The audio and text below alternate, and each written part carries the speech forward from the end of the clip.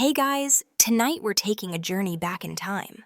Not to the grand temples or the pharaoh's tombs, but right into the dusty, sun-baked home of an ordinary person, just like you, living along the banks of the Nile thousands of years ago. Imagine, if you will, the gentle, rhythmic lapping of the river against the papyrus reeds just outside your window. If you even have a window, that is. The air is thick, humid, carrying the scent of drying mud, a hint of something cooking on a distant hearth, and maybe, just maybe, the faintest whiff of a passing donkey. You're not waking up to the gentle hum of your air conditioner or the chirping of your smartphone alarm. Oh no, your alarm clock is the relentless Egyptian sun, a blazing orb that doesn't do snooze buttons, already peering over the eastern desert, casting long, stark shadows across the landscape. You're lying on a simple mat, perhaps woven from reeds, on a raised platform, feeling the cool, packed earth beneath you. There are no fluffy duvets here, no memory foam mattresses. You're probably sharing this humble dwelling with quite a few family members, and maybe a few insects who have also decided this is a prime piece of real estate. You probably won't survive this first hour without at least one existential crisis about modern plumbing. So, before you get comfortable, take a moment to like the video and subscribe. But only if you genuinely enjoy what I do here. Let me know where you're tuning in from and what time it is for you. Now, dim the lights, maybe turn on a fan for that soft background hum, and let's ease into tonight's journey together. As the first rays of dawn pierce the dusty air, filtering through a narrow opening, or perhaps just the open doorway of your mud brick house, you begin to stir. Sleep in ancient Egypt, especially for the working class, wasn't exactly a luxury. You probably slept soundly, exhausted from the previous day's labor, whatever that might have been. There's no rush hour traffic to dread, no overflowing inbox to tackle. Your concerns are far more fundamental. The river, the crops, and keeping your family fed and healthy. The sounds of the village are slowly coming alive. A distant rooster, the braying of a donkey, the low murmur of voices from neighbors already up and about. You stretch, feeling the stiffness in your limbs from sleeping on a hard surface. Your bed is likely just a raised platform made of mud bricks, perhaps covered with a woven mat or a simple cloth. No springs, no foam, definitely no adjustable settings. Historians still argue whether the common Egyptian household even had what we'd consider a bed frame, or if most simply slept on mats directly on the floor. It really depended on your social standing, but for the vast majority, simplicity was key. You might pull a rough linen sheet closer to you if the night was cool, or perhaps just a simple blanket. The air in your home, which was probably quite stuffy during the day, has cooled considerably overnight, offering a brief respite before the sun truly asserts its dominance.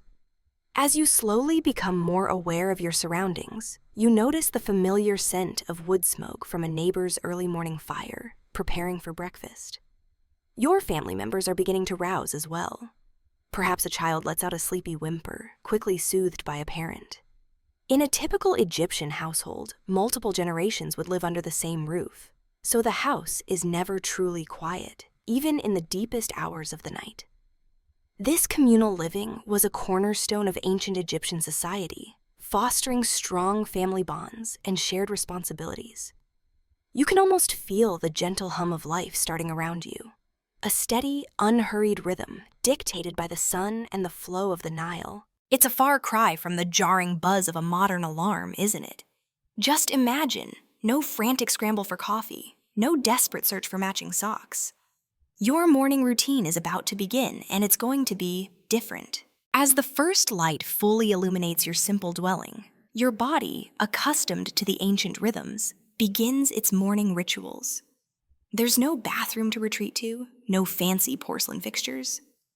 Your first order of business, surprisingly, involves a trip outside. You step out into the cool morning air, the packed earth cool beneath your bare feet, or perhaps simple sandals made of woven papyrus or leather if you're feeling fancy.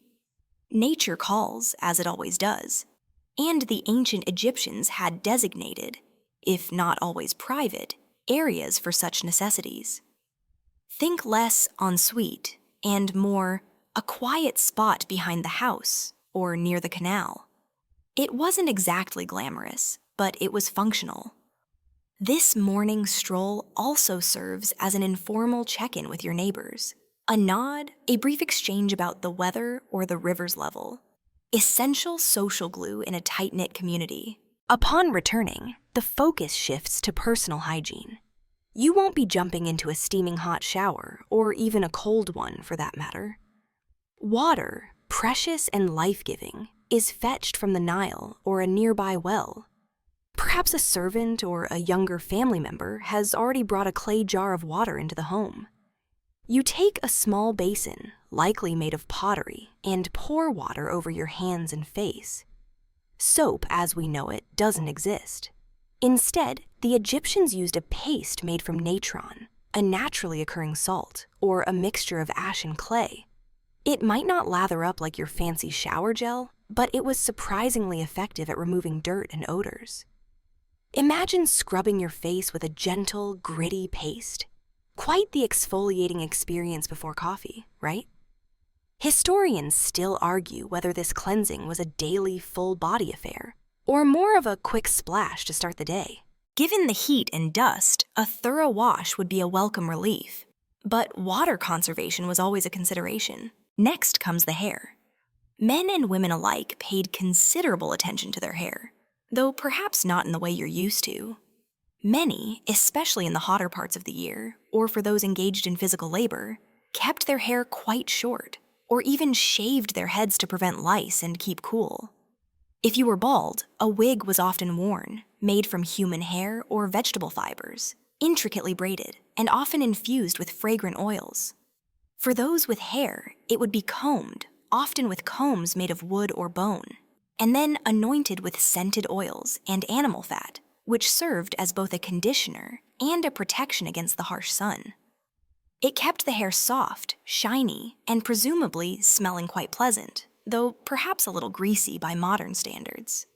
You might even find tiny cones of perfumed fat placed on top of wigs, slowly melting throughout the day, releasing their fragrance. It was the ancient world's version of a slow-release air freshener, only it was on your head. Dressing for the day is mercifully simple. Forget complex layering or endless fashion choices. For men, it's typically a loincloth or a simple kilt made of white linen, tied at the waist or held up with a belt. Women wore a simple calaseries, a long sheath-like dress, also made of linen, often held up by 2 shoulder straps. Linen was the fabric of choice, lightweight, breathable, and perfect for the scorching Egyptian climate. You might have a few basic accessories, a necklace of faience beads, perhaps a simple bracelet, and for the wealthier, a broad collar or elaborate earrings. There are no zippers, no buttons, no complicated fastenings. Dressing is a swift, uncomplicated affair, designed for comfort and practicality in the heat. Imagine the freedom of throwing on one piece of clothing and being ready to face the world. No wardrobe dilemmas, no I have nothing to wear moments, unless all your kilts were in the laundry, which was incidentally done in the river. The simplicity of the attire, however, belies the deeper meaning behind it. Clothes, even simple ones, could signify status, occupation, or even religious affiliation through color or decoration. While you're putting on your basic linen, a high-ranking official might be donning fine, pleated linen, adorned with elaborate jewelry and perhaps even a wig of extraordinary proportions. But for you, the ordinary Egyptian, the goal is simply to be cool, comfortable, and presentable enough for your daily tasks. As the sun climbs higher, you're now dressed and ready for the next crucial part of your day, breakfast, and the serious business of staying fed in ancient Egypt. With your basic morning ablutions complete, your thoughts, and indeed your rumbling stomach, turn to breakfast. Forget your modern cereals, your avocado toast, or your artisanal coffee. Your ancient Egyptian breakfast is far more elemental, yet surprisingly fortifying. The staple of almost every meal at every social level is bread. Not the fluffy, airy loaves you might be accustomed to, but a dense, often coarse bread made from emmer wheat. Emmer wheat was the dominant grain, and it wasn't always perfectly milled, meaning your daily bread might have a bit of grit from the grinding stones.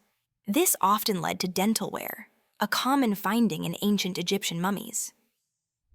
So, while you're munching, imagine the faint crunch of tiny stone fragments. Think of it as added calcium. This bread is often accompanied by beer.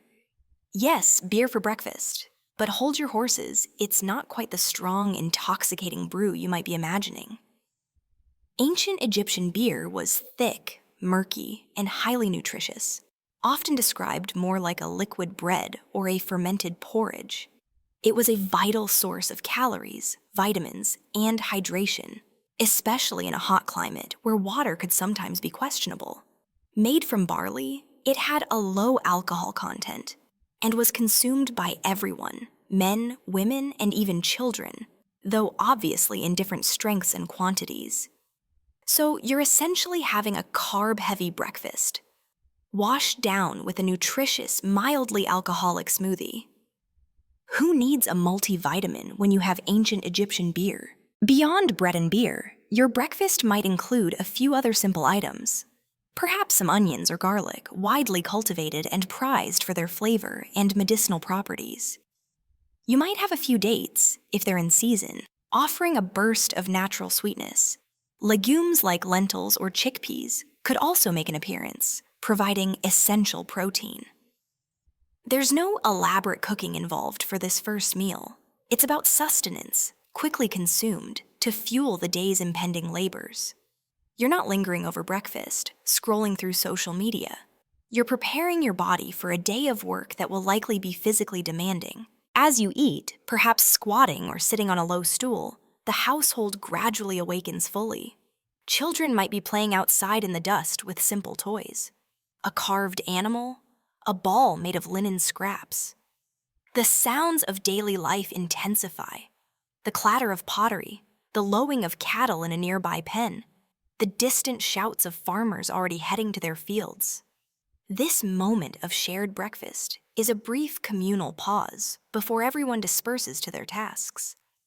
There's a sense of rhythm and predictability to the day, a comfort in the familiar cycle of sun, river, and work. Historians still argue whether there was a distinct breakfast meal as we understand it today, or if Egyptians simply ate small, frequent meals throughout the day whenever hunger struck.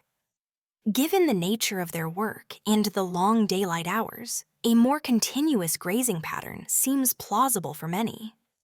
However, a morning meal to kickstart energy was undoubtedly common. The concept of 3 square meals a day is a relatively modern construct. And in ancient Egypt, eating was often more about necessity and opportunism than strict scheduling. You wouldn't be thinking about calorie counting or macros.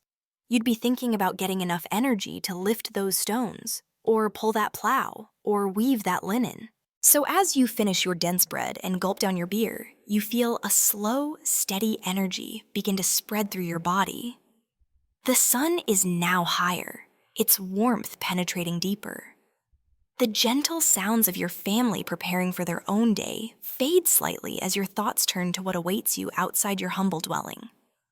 For many, this means the fields, the lifeblood of ancient Egypt, where the annual inundation of the Nile dictated the very possibility of survival. You gather any necessary tools, perhaps a simple hoe, and step out, ready to face the dust, the heat, and the vital work that defines your existence. Having consumed your ancient power breakfast, you step out into the ever-brightening Egyptian morning. For many, perhaps even for you, the destination is the fields that hug the life-giving Nile. The very existence of ancient Egypt revolved around this magnificent river and its annual inundation, the predictable flooding that brought fertile silt from the Ethiopian highlands. Without it, this would simply be barren desert.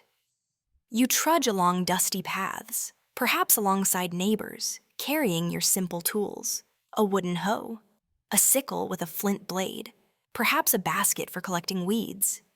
The air is already warming, and you can feel the fine dust coating your skin. Your work in the fields is dictated by the rhythm of the Nile. There are essentially 3 seasons. Akhet, the inundation season when the fields are underwater. Pere, the growing season after the flood recedes. And Shemu, the harvest season. Right now, depending on the time of year, you might be preparing the soil, sowing seeds, or tending to young crops. If it's Pere, the receding waters have left behind a rich, dark layer of silt, incredibly fertile and perfect for planting. You push your simple plow, perhaps pulled by oxen, through the soft, moist earth. This isn't the deep, complex plowing of later eras. It's more about breaking up the topsoil and preparing a seed bed. The sun beats down relentlessly, and you learn quickly to pace yourself, to seek out any scrap of shade during the hottest parts of the day. The primary crops are emmer wheat and barley, the grains that form the basis of your bread and beer. You might also see fields of flax, grown for linen production, or various vegetables like lettuce, cucumbers, and onions. The work is backbreaking, repetitive, but also deeply connected to the land and the river. You can feel the life pulsing in the soil, the promise of sustenance. This intimate connection to nature shapes your worldview, your religious beliefs, and your daily concerns. You're not just planting seeds, you're ensuring your family's survival, contributing to the very fabric of Egyptian society. You might work in communal fields or on land owned by a temple, the pharaoh, or a wealthy noble. Regardless, a portion of your harvest, sometimes a substantial one, will be paid as taxes. This system of taxation in grain allowed the pharaoh and the state to feed its officials, its armies, and to fund monumental building projects like temples and tombs. It's a bit like paying your rent in bread and beer. Historians still argue whether the common farmer was essentially a serf, tied to the land, or if they had more freedom to move and choose their labor. What's clear is that the vast majority of Egyptians were involved in agriculture, directly or indirectly. A quirky tidbit about Egyptian farming. They sometimes used pigs or other animals to trample seeds into the soil after broadcasting them. Imagine a herd of grunting pigs, unknowingly performing their agricultural duties, squishing seeds into the freshly tilled earth. It's certainly a less refined method than modern drills, but surprisingly effective. You might even have a small plot near your house where you grow a few extra vegetables or herbs, tended to by the women and children of the household. This ensures a bit more variety and supplements the main harvest. As the sun climbs higher and the sweat beads on your brow, you might pause for a brief rest, perhaps under the shade of a date palm. You might share a meager snack with your fellow laborers, a piece of dried fish, or another small portion of bread. The conversation is simple, focused on the work, the weather, perhaps a local rumor. There's a quiet camaraderie amongst the field workers, a shared understanding of the effort required to coax life from the fertile earth. You're part of a vast ancient machine, each cog performing its vital function, ensuring the continuity of a civilization that will endure for millennia. And as you wipe your brow, you might briefly wonder what bizarre contraptions people will invent thousands of years from now to avoid precisely this kind of honest, dirt under the fingernails work. Probably some giant metal beast that rumbles across the fields, spilling oil and making strange noises. Sounds less relaxing than pigs, frankly. While many toil in the fields, a significant portion of ancient Egyptian society is engaged in other vital work, far from the sun-drenched agricultural lands. If you're not a farmer, you might find yourself among the artisans and craftsmen whose skills brought beauty, utility, and even immortality to ancient Egypt. Imagine yourself stepping away from the dusty fields and into the bustling workshops of Memphis or Thebes, where the air hums with the sound of chisels on stone, hammers on metal, and the gentle whir of a potter's wheel. Here, you would encounter a dizzying array of specialized trades. Perhaps you are a stone sculptor, working with limestone, granite, or basalt. Your hands, guided by generations of accumulated knowledge, chip away at raw blocks, revealing the serene faces of gods, pharaohs, or noblemen. The process is slow, meticulous, often involving only simple tools, copper chisels, wooden mallets, and abrasive sands for polishing. You'd learn to gauge the grain of the stone, to anticipate its resistance, to transform inert matter into enduring art. It's a testament to their skill that so many of these statues survive to this day, still exuding a quiet power thousands of years later. Think about it. They didn't have power tools, yet they built things that still make engineers scratch their heads. Your modern cordless drill would probably blow their minds. Or perhaps you're a jeweler, working with gold, silver, and precious stones like lapis lazuli, turquoise, and carnelian. In a smaller, more intimate workshop, you'd meticulously hammer thin sheets of gold, solder delicate wires, and set glittering gems into intricate designs for necklaces, bracelets, and amulets. The Egyptians adored bling, and their mastery of metallurgy was astonishing. The level of detail in even small pieces of jewelry is breathtaking, often incorporating tiny animal motifs or hieroglyphic symbols, each with a specific meaning. You'd need incredibly steady hands and keen eyesight for this job.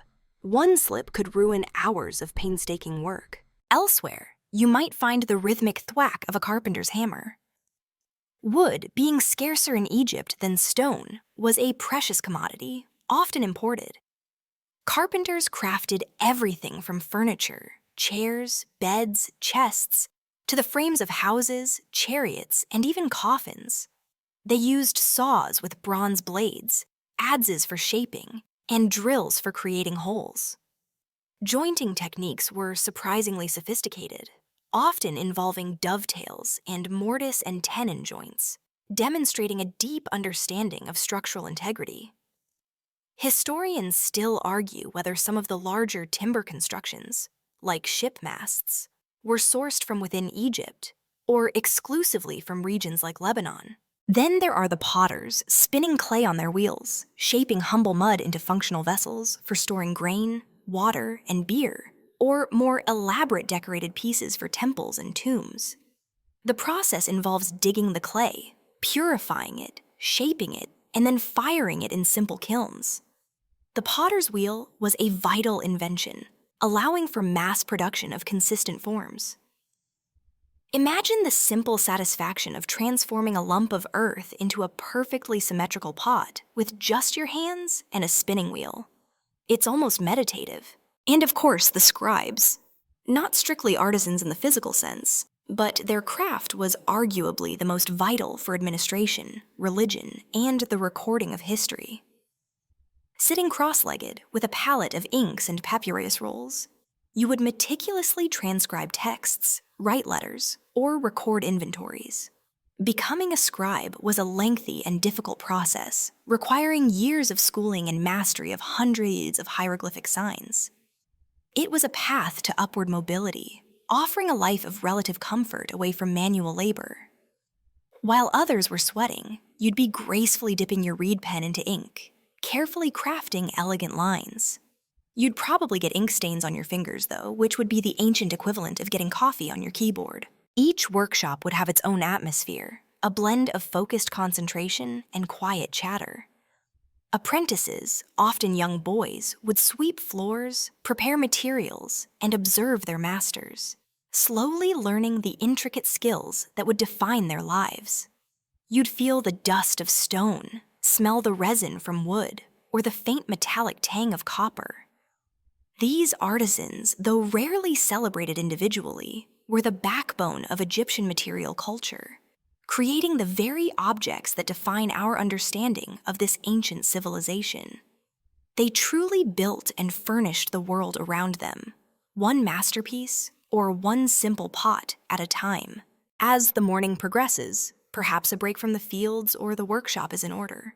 Or maybe your role for the day takes you directly there. The marketplace. This isn't your modern, sterile supermarket with neatly organized aisles. Imagine a chaotic, vibrant symphony of sights, sounds, and smells. You're jostling through narrow, sun-drenched pathways, surrounded by a swirling kaleidoscope of people, animals, and goods. The air is thick with the dust kicked up by countless feet, the scent of spices, fresh bread, and perhaps the less pleasant odor of unwashed livestock. Merchants loudly proclaim the quality of their wares, their voices rising above the general din of conversations, haggling, and the occasional bray of a donkey. You might see a woman meticulously arranging piles of dates, figs, or pomegranates, their vibrant colors a welcome contrast to the earthy tones of the surroundings. Elsewhere, a butcher might be carving cuts of meat, swatting away flies, while a baker, fresh from his oven, tempts passers-by with warm loaves of bread. The aroma alone is probably enough to make your stomach rumble again, even after that substantial breakfast beer. One of the most striking aspects of the ancient Egyptian marketplace is the absence of coins. Money, as we understand it, largely didn't exist for daily transactions. Instead, trade was conducted through barter. You might be carrying a sack of barley from your last harvest, hoping to exchange it for a new linen tunic, some oil for your lamps, or perhaps a new tool for your work. The value of goods was often expressed in units of copper, silver, or grain, but these were typically conceptual values or weights of metal, not minted currency. So you'd haggle, "My 3 baskets of onions for your new sandals." "No, 2.5, and I'll throw in a handful of dates." It's a dance of negotiation, where wit and persistence are your best currency. Historians still argue about the exact mechanisms and prevalence of these ring money or deben units in daily transactions versus direct bartering. You might be searching for something specific: a new fishing net, a finely carved wooden comb, or perhaps a small offering for the local temple.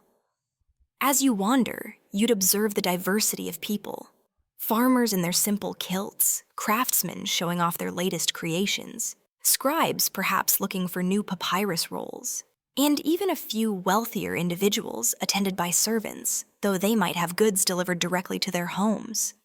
Children dart through the crowds, laughing, perhaps trying to sneak a forgotten piece of fruit. The marketplace isn't just about commerce, it's a vital social hub. It's where news is exchanged, rumors are spread, and friendships are forged or tested over a tough negotiation. You might overhear a snippet of gossip about the latest happenings in the pharaoh's court, or news from a distant village along the Nile. It's the ancient world's Facebook, only with more dust and fewer cat videos. You're rubbing shoulders with people from all walks of life, experiencing the vibrant pulse of ancient Egyptian daily existence. As you consider a new clay pot, you eye its sturdy construction, imagining how well it will hold water.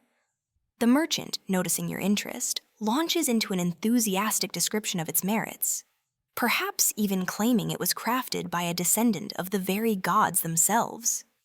You feign disinterest, walking away slowly, knowing he'll likely call you back with a better offer. It's a game as old as time itself. Eventually, you strike a deal, trading a portion of your barley for the pot, feeling a small sense of triumph at your shrewdness. With your purchase secured, and perhaps a small treat like a honey cake for the children, you begin to make your way back through the teeming crowds.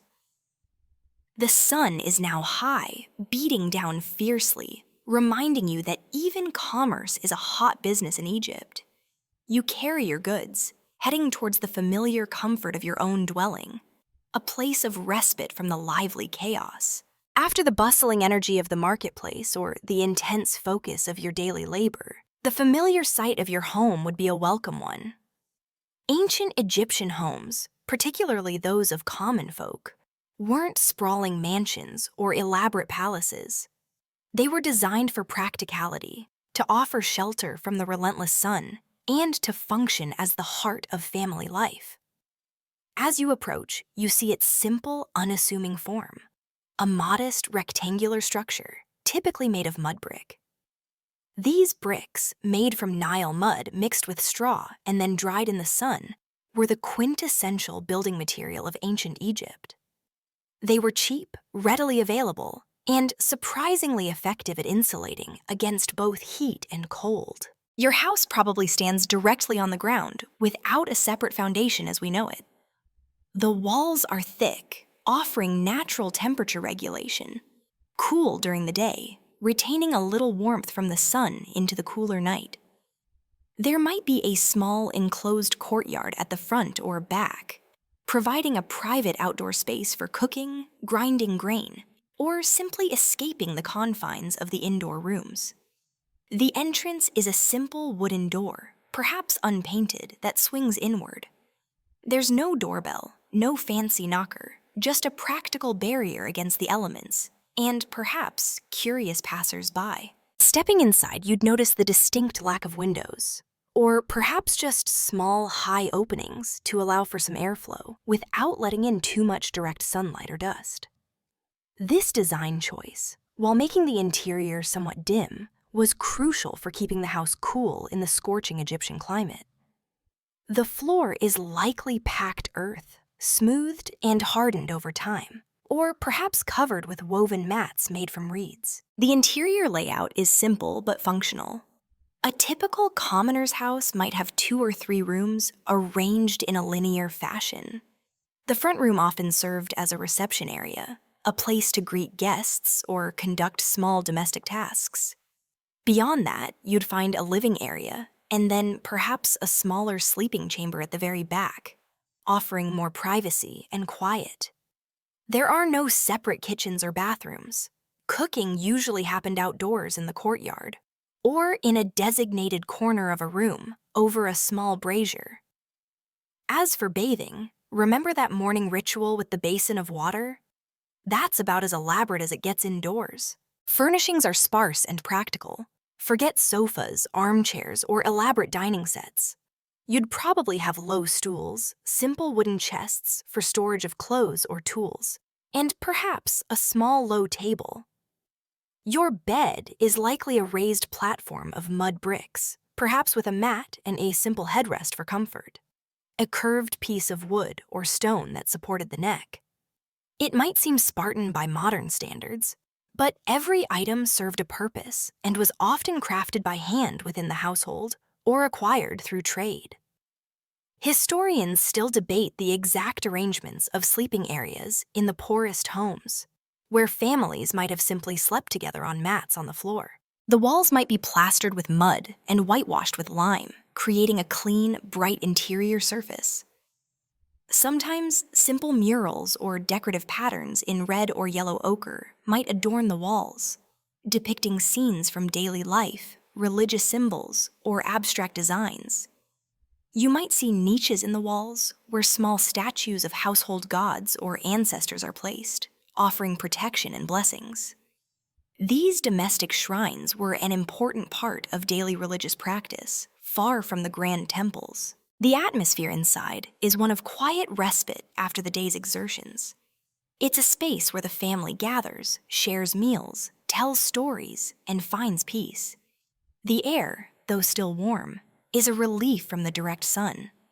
You might hear the gentle rustle of a mat being unrolled, or the soft murmur of conversations from within. This humble mud brick dwelling, though outwardly simple, is your sanctuary, your personal slice of ancient Egypt. A place where you can truly relax, if only for a little while, before the sun begins its descent and the evening rituals commence. It makes you realize just how much stuff we accumulate now. Seriously, where would you even put your collection of novelty coffee mugs in here? Within the comforting confines of your mud brick home, the heart of ancient Egyptian society truly beats: the family. Family life was paramount, forming the foundational unit of community, economy, and social structure. As you settle back into your dwelling, you observe the interactions around you, feeling the familiar warmth of kinship. Large, extended families living under one roof were common, encompassing parents, children, grandparents, and sometimes even aunts, uncles, and cousins. This communal living provided a built-in support system, sharing resources and responsibilities, which was crucial for survival in a world without modern social safety nets. Children, as they always are a central part of this vibrant household. They are seen as blessings, essential for continuing the family line and caring for elders in their old age. Ancient Egyptian children were generally cherished and enjoyed a relatively carefree childhood, at least until they reached an age where they could contribute to household chores or begin an apprenticeship. You might see them playing simple games with rudimentary toys, small carved animals, dolls made of cloth or wood, or balls made from rolled-up linen or papyrus. They might chase each other around the courtyard, their laughter echoing softly against the mud brick walls. Or perhaps play a game of Senet, a popular board game, on a board scratched directly into the floor. Imagine no glowing screens, no online multiplayer, just good old-fashioned face-to-face play. It's almost quaint. Education for most children was practical and informal, learned at home through observation and participation in daily tasks. Girls would learn domestic skills from their mothers, cooking, weaving, grinding grain, and caring for younger siblings.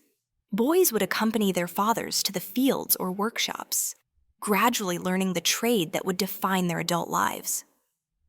Only a select few, primarily boys from wealthier families destined for careers as scribes, priests, or officials, would attend formal schools attached to temples or government institutions.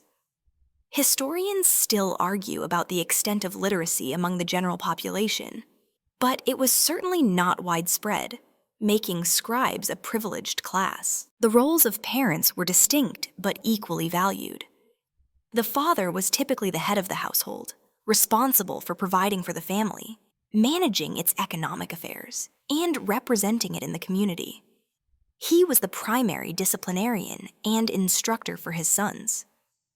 The mother, however, held a remarkably respected and influential position, far more so than in many other ancient societies. She managed the household, raised the children, and often engaged in economic activities such as weaving, baking, or selling goods in the market. Women in ancient Egypt had considerable legal rights. They could own property, inherit land, initiate divorce, and even represent themselves in court. This level of equality, while not absolute, was quite progressive for the ancient world. You might see your mother overseeing the preparation of the evening meal, while simultaneously arbitrating a minor dispute between two squabbling siblings, all with serene authority. Elders in the family were revered for their wisdom and experience. Grandparents were often integral to child-rearing, passing down stories, traditions, and practical knowledge. Their presence offered continuity and a deep sense of connection to the past.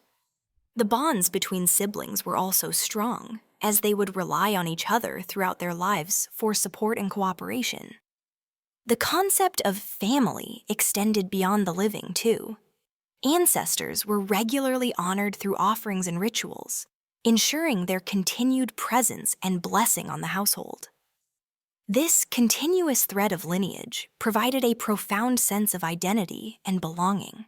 As the sun dips lower, casting long shadows across the courtyard, the family gathers for the evening meal, their voices a low, comforting hum.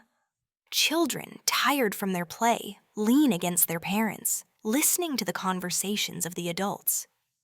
It's a quiet testament to the enduring power of human connection, a universal need that transcends millennia and technological advancements. In this ancient home, among these ancient people, you feel a connection to something profoundly human, a shared experience of family that feels both distant and remarkably familiar. Having observed the intimate dynamics of ancient Egyptian family life, let's now consider how these fascinating people presented themselves to the world. Forget fleeting fashion trends and fast fashion. Ancient Egyptian fashion and cosmetics were deeply intertwined with social status, religious beliefs, and the ever-present need to contend with the harsh desert environment. As you consider your own simple linen garment, you might notice how others around you are adorned, from the common laborer to the elegant noblewoman. The quintessential garment for both men and women was the linen tunic or kilt. Linen, made from flax, was ideal for the hot climate. It was lightweight, breathable, and relatively easy to wash. For men, the shenty, a simple wrapped kilt, was standard. Its length and pleating could indicate social status. A short, unpleated kilt for a laborer, while a longer, intricately pleated version might be worn by a dignitary. Women typically wore the calaseries, a close-fitting sheath dress, often ankle-length, with 1 or 2 shoulder straps. Over time, fashion evolved, and more elaborate, voluminous, and sheer garments became popular, especially among the elite, sometimes even layered for a diaphanous effect. Imagine trying to keep white linen pristine in a dusty, pre-laundry detergent world. It was a constant battle, I assure you. But clothing was just the beginning. The Egyptians were legendary for their use of cosmetics. And this wasn't just for women. Men used makeup extensively too. The most iconic, of course, is kohl, a dark eyeliner made from galena, lead sulfide, or malachite. Applied to both upper and lower eyelids, it wasn't merely for beauty. It served a practical purpose, acting as a sun shield, reducing glare, and possibly even possessing antiseptic properties to ward off eye infections. So, when you see those striking eyes in hieroglyphs, know it was both fashion and function. You can imagine smearing a bit of that on your own eyes, a truly ancient form of sunglasses, though perhaps a bit messier. Beyond kohl, Egyptians used green malachite eyeshadow, applied to the brow bone. Lips and cheeks were tinted with red ochre mixed with fat or resin, creating a vibrant blush and lip stain. Imagine applying a natural clay paste to your face in the morning. No need for fancy brushes, just your fingers. They also used henna to stain nails, fingertips, and hair, creating reddish-brown hues. This wasn't just for aesthetics. Henna has natural cooling and protective properties, which would be welcome in the intense sun. Hair care was another significant aspect of grooming. While many commoners kept their hair short or shaved their heads for practicality and hygiene, to avoid lice, the elite sported elaborate wigs. These were often made from human hair, sometimes mixed with plant fibers, painstakingly braided and styled. Wigs protected the scalp from the sun and were a sign of wealth and status. They were often adorned with intricate braids, gold beads, or perfumed cones of fat that would slowly melt throughout the day, releasing fragrance. Historians still argue about how frequently the average person would wash their natural hair, given the limited access to large amounts of clean, flowing water. Probably not as often as you wash yours, let's just say that. Fragrance was also highly valued.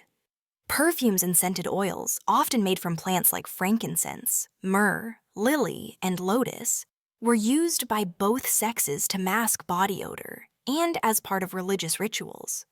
You might apply a dab of scented oil to your skin after bathing, leaving a subtle, earthy aroma. These oils also served as moisturizers in the dry climate, preventing skin from cracking and drying out. Jewelry was universal, though its material varied with wealth. Even the poorest Egyptians might wear simple shell or faience bead necklaces. The wealthy, however, draped themselves in magnificent pieces of gold, silver, lapis lazuli, turquoise, and carnelian. Broad collars, elaborate earrings, bracelets, and rings were common, often featuring protective amulets or symbols of deities. Each piece told a story, often signifying religious belief or social standing. Imagine trying to sleep with a necklace that weighs more than your head. Probably not very comfortable. So, as you observe the varied appearances around you, from the simply dressed farmer to the elaborately wigged official, you gain a deeper appreciation for the ancient Egyptian approach to personal presentation. It was a blend of practicality, ritual, and a deep-seated desire for beauty, even in a world so utterly different from our own.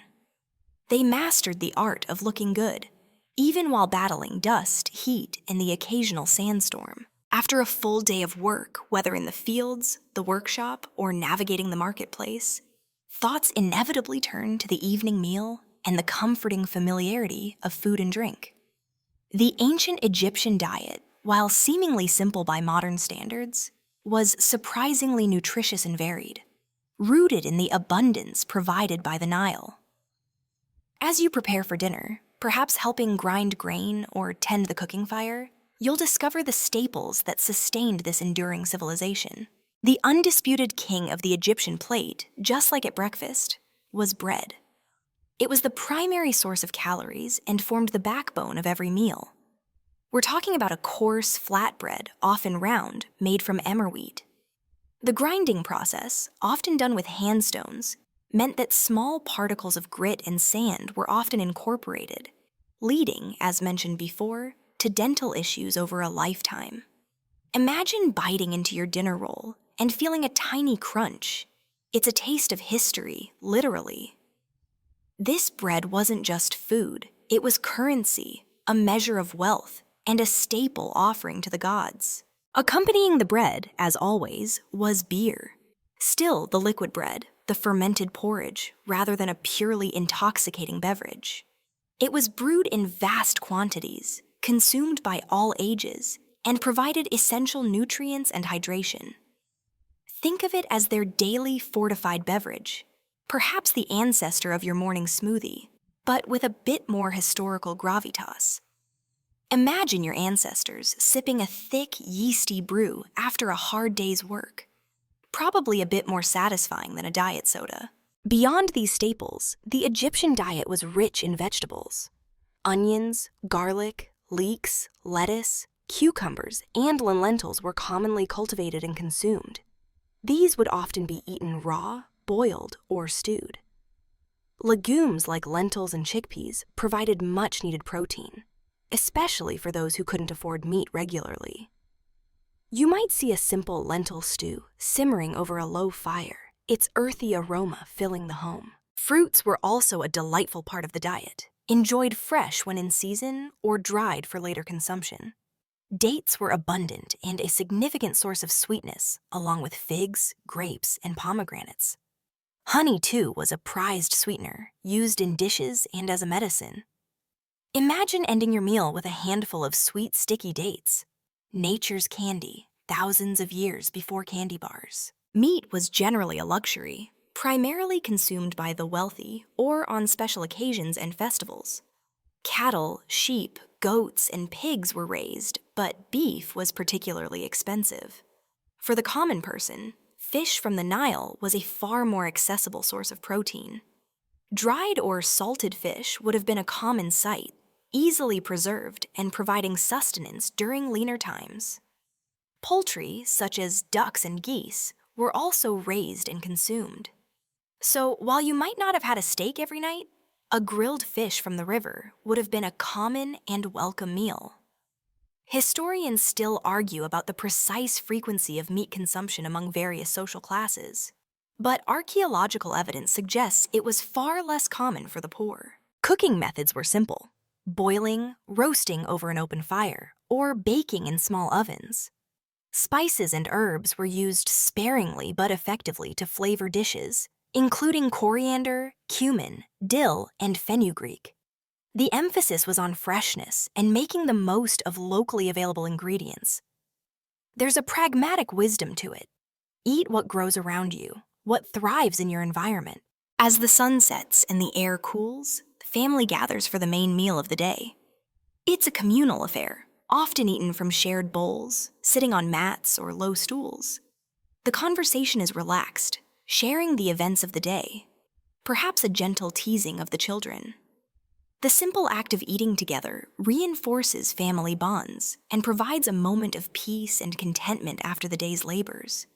You taste the coarse bread, the flavorful stew, the sweet dates, and wash it down with a draught of cool beer. It might not be haute cuisine, but it's satisfying, nourishing, and deeply connected to the land that provides it. And as you finish your meal, you might find yourself surprisingly content, realizing that sometimes the simplest foods are the most profoundly satisfying.